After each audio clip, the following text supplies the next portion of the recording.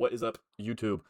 Sorry about being gone for a little bit. It's been about, I said, like 9 days since I uploaded a video. That was a short, and so I don't know what it's been since I've uploaded a long form content. But I raced Ironman Texas l- last, nope, two Saturdays ago. So not last Saturday, but the one before that. So I raced Ironman Texas. That was one that I've been looking to looking at it was my big race, basically season opener, I guess, for my triathlon season. So I wanted to get on here and do a race recap. So this is not going to be a typical swim video. It's going to be more so just a recap of the race, how it went, things I learned, and maybe things that you guys can take away as well. I know a lot of people like to watch these. I know I've enjoyed the ones I've seen since I've gotten back from Texas, and everybody's made theirs. So I wanted to participate on the trend. So I think the best place to start is just kind of the days leading up to it. Some fun things happened. Obviously, like Ironman Village is always packed, especially in the full length ones. This was actually my first full length one that I've done, so I feel like I've seen the Ironman Village, but when I did 70.3 Des Moines and 70.3 Waco, they're just kind of smaller, and they're just not like those two events aren't necessarily the biggest events of the season. Whereas like Texas, I feel like is this one's like everybody's here. All the pros come, like semi pros come, everybody's here. So I live in Kansas City, so we drove because I had my bike. So we put on a bike trailer. We drove it 12 hours from Kansas City all the way to Texas. We left Wednesday morning at like 5 a.m. We got in at like 5 p.m. I wanted plenty of time between Thursday check-in and then Friday bike check-in to then racing on Saturday. I didn't want that to feel rushed because I knew it was going to be a 12-hour drive, so I didn't want to drive Thursday and then have to check in Friday and also get my bike checked in. There's just too many gear bags, too much stuff. Like I didn't really want to mess with all that. So we got there Wednesday night. I almost went straight to bed. On Thursday, we did race check-in. So I drove down to the village, which was in like that Woodlands area, and parking was, I don't know, I just parked in a couple garages. I didn't know. Every time I went down there, I parked somewhere new. It was super busy down there.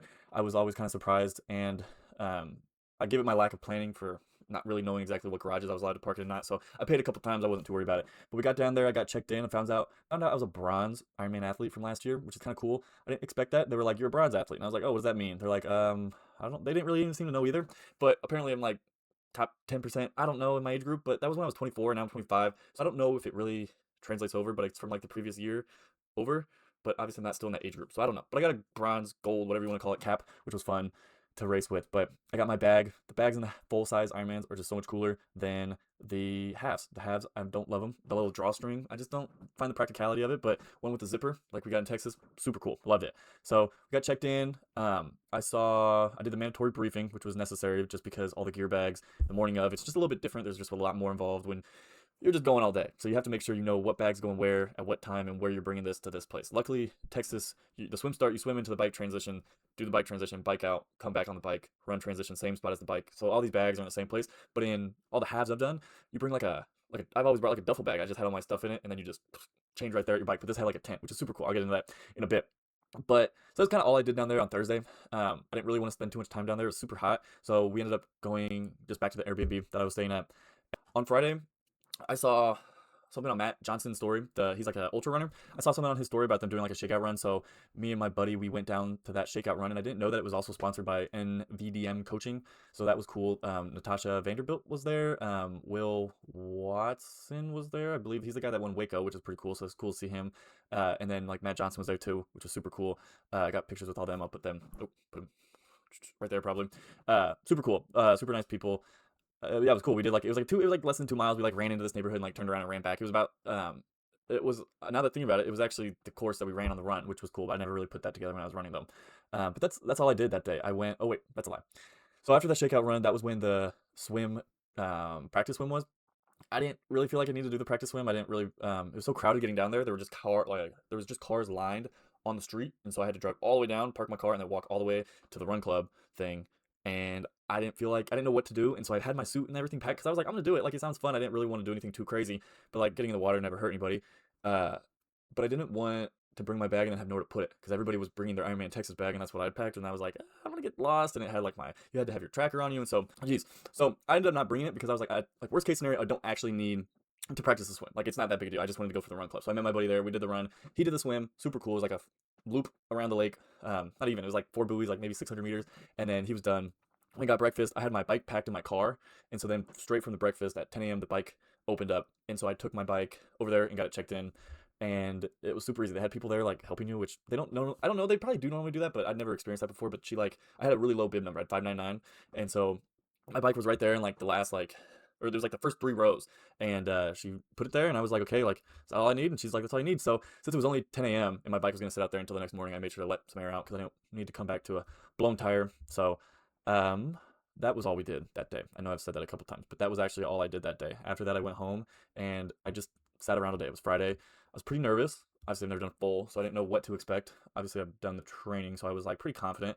Really, the only thing that scares me on these is like the bike. I'm not super confident on the bike. I do a lot of my stuff on the trainer in Kansas City. There's not a whole lot of roads to ride on that I feel safe on. It's a lot of just like cars. I'm not trying to die, so I don't love that. I work on a lot of my like balance on the rollers and stuff like that to try and get comfortable, and then I do all this other stuff on Zwift. But I did get out and ride around. There's like this little airport loop that I do, or not I do. Everybody does it, and so I did that. And so I rode my bike. Like obviously I rode my bike, but there's just a lot that can go wrong. The bike can crash, pop a tire. I don't know. Just not my favorite thing ever. But I ended up ate a big lunch. I had like a sandwich with all this meat and like bread and all this stuff, and I was hydrating all day. It wasn't hot, but it was like I got a little sunburn. We had a pool at the Airbnb. I sat outside in the shade because I was like, I want to hang out with my family that came. But I got sunburned. Like I was like super red all over my body. I'm like, that can't be good day before an Ironman, considering that that's gonna just drain you of your energy. So I made sure to hydrate a lot. And then we went to Olive Garden for dinner. Just a little bit of a tradition, not necessarily like my favorite food, but when you're out of town, eating something consistent, I don't know, helps. And I didn't want to make something. I don't know. You just gotta pick what works for you and kind of stick with it, and that's always worked for me. The biggest thing was I didn't want to have to poop on the day of. I didn't want to have to do it during the. Anyways, we're gonna move on. So Friday night I went to bed pretty early. It was like 8 o'clock, but you're so nervous. You don't really know what kind of sleep you're gonna get, and so I was just kind of laying there, tossing and turning, just kind of waiting for the inevitable day to happen. It's less like thinking you can't do it, but more just like, oh, I don't like. It's scary, right? It's just a long day, and so transition opened at 5, and I'm one of those people that likes to get there early because I like to be up at the front of the swim start. Not to be weird, but like I like to be up at the front of the swim start, so I like to get to my bike early as possible, air up the tires, put everything in, drop my bags off, and then I just go straight to the swim start, and I'll just wait around. Like I don't really care. So I got up at 3. I forced down another sandwich with another like a couple slices of bread, like 1,000 milligrams of sodium, and some like carb mix as well, just to kind of like just get the body going. I guess I don't know. I did some stretching. Whole time I'm a little nervous, but we get down there. My family I was with, they just dropped me off, and I walked kind of on the backside of the transition area. It was a little weird, but we got in, and I got to my bike, and I knew I was gonna need to air out my tires, and so I get there, and the whole day they're talking about there's gonna be pumps. And I'm like, where are the pumps? Where are the pumps? Like, just kind of, you're freaking out a little bit because it's just a big day. You want to make sure everything's ready, and you also want to get to the swim start, which was actually farther away than I thought it was. So I found this pump, and it was just this dude's pump who was standing on the sideline giving it to his son. And I was like, do you care if I use this? And shout out him. He let me use it. He pumped it up, and we got him full, and that was great. And so I got my bike ready, and there's kind of this moment there where you're standing there, and you're like, I'm gonna walk away from this bike, and the next time I see it, it'll be after I swim. It's a little scary because you're like, I hope I have everything, but it's one of those things where, at least for me, when I packed, it was like, well, I have nothing left to grab, so I must have it all. And same with kind of this, like the way I'd planned and organized all my bags, like there was nothing left I could have grabbed at the house to have here, so it was like I knew I had it. So I walked to the swim. That was cool. I was just kind of following the crowd of people, and then on the way it was cool. I saw Sam Long. He like walked right by me with his team. I didn't say hi. Got a little nervous, but we got to the swim start. I dropped off my 2 personal needs bags. You got one on the bike, and then you also got one on the run, and then you also have like your day of stuff. And so I waited till they were sending the pros off about 6:15, and so I waited there till about 6:10. And I took off like my sweatpants and my hoodie I packed to stay warm, and I had like shoes on, and so I took all that off. I put it in the bag, and I just handed it to him. It's always weird race morning too because I don't have my phone with me. So like if I forget something, or like I would have to ask someone who had a phone and just like kind of go with them, or not go with them, but I'd have to use their phone to call whoever I needed. So yeah, so I lined up. I lined up in the sub 1 hour group because that's what I was shooting for. And honestly, the last 2 Ironmans I did, Des Moines I did 29 minutes in the swim. Des Moines I did 29 minutes, and then Waco I did like 30 something, maybe 31. So I knew, I mean, it's longer, it's double, but I was like, I'm probably coming pretty close. And also, top secret tip, when you swim in those front groups, it distributes differently because there's not as many people there. And so then by halfway, you're not swimming with anybody. You're kind of by yourself, or I mean, you can kind of merge into people and swim with them, but you don't have to. It kind of separates out. Like everybody kind of finds their pace. People will fall off, and you can kind of pass them. Or especially like that last like third of the race, like you're swimming with people your pace. And I don't know if it's a good idea. Like definitely not super like really slower swimmers, beginner swimmers should swim up there. But definitely if you're questioning it, I do think it's not a bad idea to kind of push yourself and yourself up there, because I think in the long term, like you're not gonna get caught by a bunch of people and people swim over you. I do think that eventually it'll kind of divide up, and that might be naive. So don't do whatever you want to do. But that's what always happens to me. So I got up in the sub hour group, and I was staying there. There was a bunch of people. And once the pros went, the women pros went, they started opening us up, and we moved into these like 3 cages. And I was like, oh crap, like there's way more people in these cages now than there were in the some one group. So it's like I think everybody just kind of pushed together, which is fine. But we got up there and it was my turn. So I jump in, I'm swimming, and I mean, you go all the way down, and then you turn around a buoy, and then you come all the way back, and then you turn into that canal. And I mean, all I can say is that is a long swim. That first stretch you do, I was swimming. I'm like, man, this feels long. Like, I mean, yeah, it takes a long time. And so I'm going, and then you finally hit that first turn. You go all the way back, and you turn down the canal. There really wasn't anything too special about the swim other than it really did feel long. Like those halves, they feel long, but by the time you're kind of like, oh, these are really long, at least for me, by the time you feel like they're really long, they're almost over. Whereas like this one, it's like, by the time I felt like it was really long, I had probably another mile to go, which is just kind of weird to think. And I also think that probably two buoys from the turning point, I think people were turning early. And so at one point, I think these jet skis flew past us to go and kind of redirect this crowd of people that were turning too early. Luckily, I didn't turn with them because there was definitely a point where I was like, am I supposed to turn here or do I keep going? Because it really does just feel that long. But yeah, so the swim went fine. I ended up finishing, it was like a 106. I'll put the time here, but it was a 106, which I think is solid. I don't know. It wasn't wetsuit legal. I mean, I don't feel like I can ask for a better swim. It was pretty high up in my age group as well, so happy with it. So I got out of the swim, and I mean, walk up, and then you grab your bike bag, and you sit in these like little transition tents. And it was kind of in that moment, you're like, it's time, like the race has started. And so you put your shoes on, and I remember this guy who sat in front of me, he like looked at me, he's like, are you ready? And I was like, I think so. And he goes, that's the spirit. And I was like, that's pretty funny. So you get your shoes on, you get your helmet on, sunglasses. I had a spare tube that wouldn't fit in my bike, so I just put it in the back of my tri-suit. And I ran over to my bike, I grabbed it off the rack, and you run up to the little line, and then where you can mount, and you get on it and you go. Overall, my bike I thought was good. It's such a long, it took me like 6 hours and 16 minutes. So I'll say it now. It took me 6 hours and 16 minutes to do it. I averaged about 17 miles an hour. But it's such a long race and a long stretch of the race that it's hard to even pinpoint like any of it. Like it just kind of feels like a blur thinking back on it now. The first 20 miles, you're kind of in these neighborhoods. You're like going out and then back, like out 10 miles and you turn around and come back. And then you go and you get on the tollway and you do 20 miles down, 20 miles back. You do that twice. So it's like 80 miles and you get off and you have about 10 miles ish. And then you go kind of around and then you get to the finish of the bike.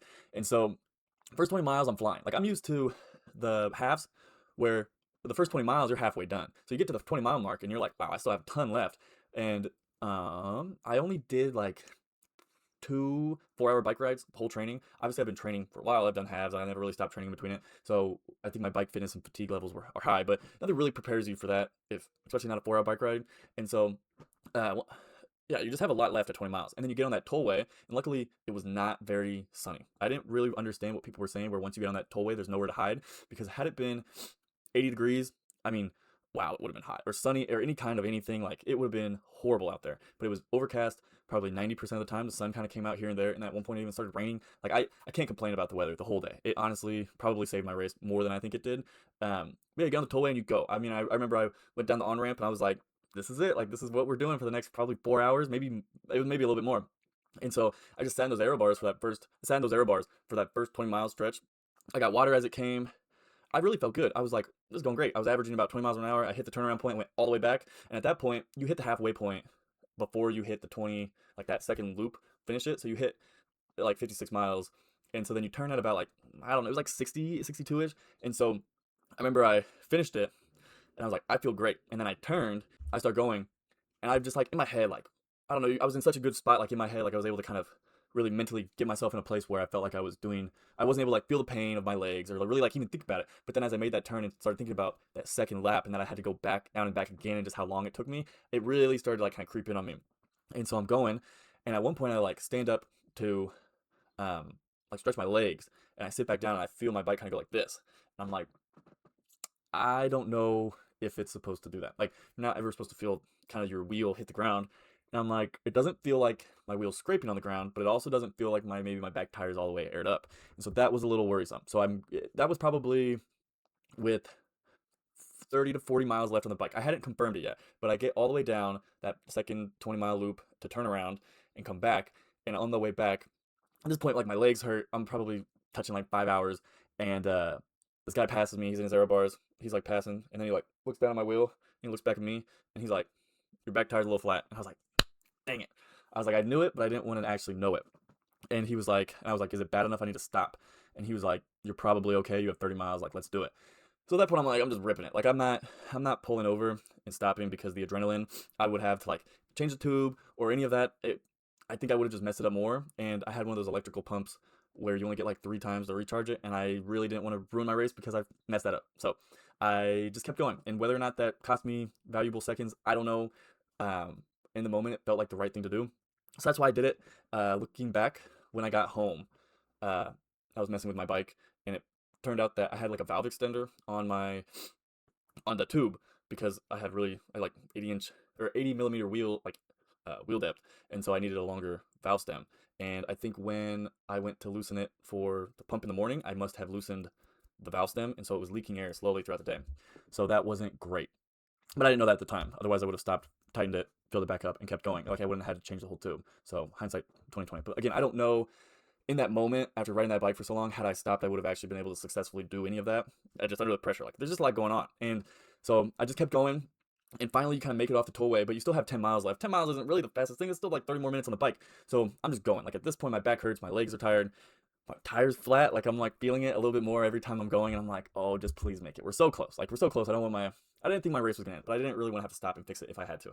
So yeah, finally we get there to the end, and I slow down. I dismount the bike. They had a little like I'm gonna call them a bike ballet. I don't know if that's the proper term for it, but they like take it and then they rack it for you, and then you walk all the way to the transition. Um, yeah, I was cooked. I was dizzy. I was probably more dehydrated than I knew I was. I wasn't really hungry, but I definitely needed food. I had on the bike, I had 6 gels, one every hour, plus like 2 bottles of like 60 grams of carbs. Probably not enough. I drink water though. On the bike, well, still probably not enough, but it took me 6 hours and 16 minutes. I'll put that stuff here to do the bike. Honestly, I'm happy with it for my first one. And then from the bike drop off, when you drop it off, you walk all the way around basically the bike transition, grab your run bag, go back in the tent, and then you start the run. And I mean, people were running. I'm not running. Like I was like, this isn't worth it. It took me about 11 minutes into this transition. I took my shoes off, my bike shoes, and I walked all the way, grabbed my run bag, walked to the tent, realized just a muddy mess. And so I had to put my shoes back on, go in, put my run shoes on, and I had packed like this. I'm gonna call them emergency Cheez-Its. It was just like a bag of Cheez-Its in my run bag because I knew at that point I was gonna need something to eat, and I was like, Cheez-Its are amazing. They're salty, just delicious, right? And so I'm sitting there. I had a water bottle in there I was drinking out of with like electrolytes in it, and then I had the Cheez-Its. I took a goo. I drank some water. I went to the bathroom, and I was like, I gotta go. Like you gotta go, right? I mean, there's those moments in that transition where it's like this is gonna be scary, but you gotta go. And so yeah, you leave your bike bag in that tent, and then you just walk out, and you're right there on the course. And I just started running. I mean, that's all you can do. And in my head, you can't think about it like you're about to go run a marathon. At least in my head, I wasn't able to do that. You can't swallow all of that mentally in that moment. I feel like.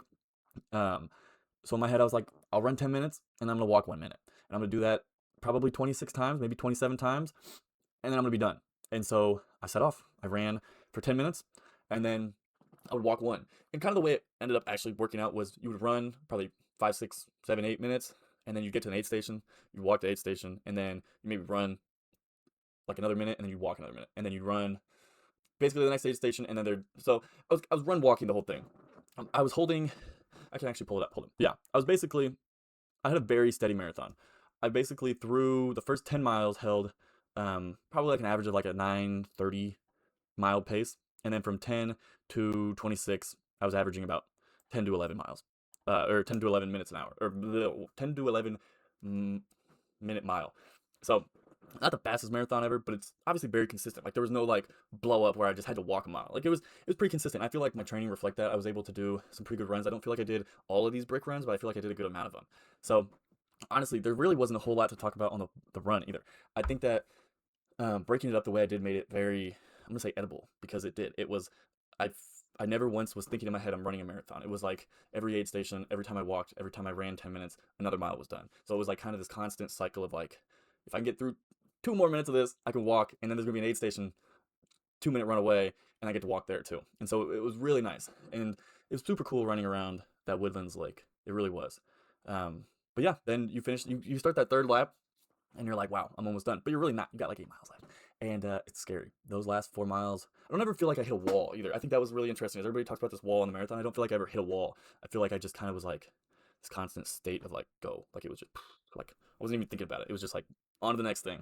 And that first time you do it, it's all kind of new, so you don't know what's coming. But then that second and third time, you're like, okay, I'm this close to this, which is this close to that, and so you're kind of adding it up in your head how much farther you have.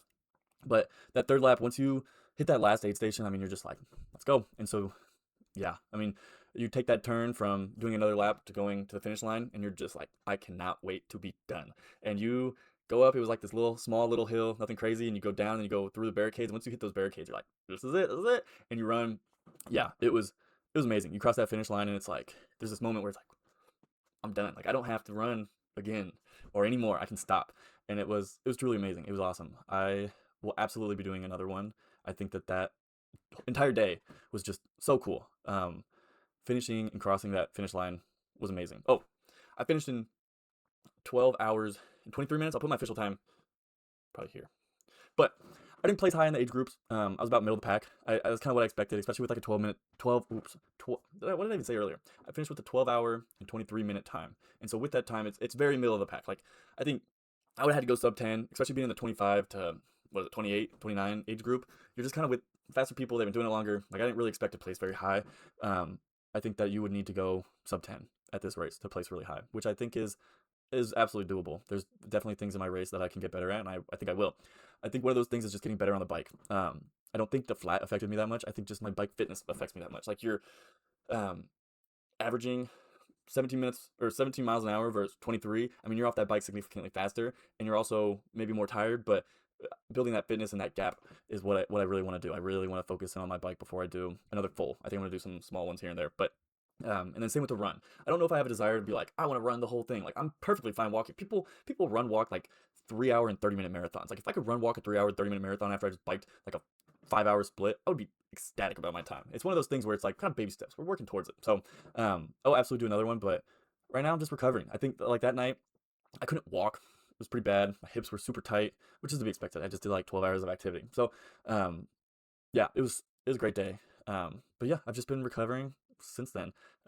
Definitely back with my mind on this channel and want to keep going with this. And so hopefully you guys have been enjoying all that content. And hopefully this video is something you guys like. I don't know, the kind of swim kind of all translates over. So hopefully you guys enjoyed it. But I think that is all I want to say for this recap. So I appreciate you guys taking the time to watch this. If you made it all the way here, make sure to like and subscribe. If you raced in Ironman Texas, leave a comment down below. I'd love to hear what you thought of the day.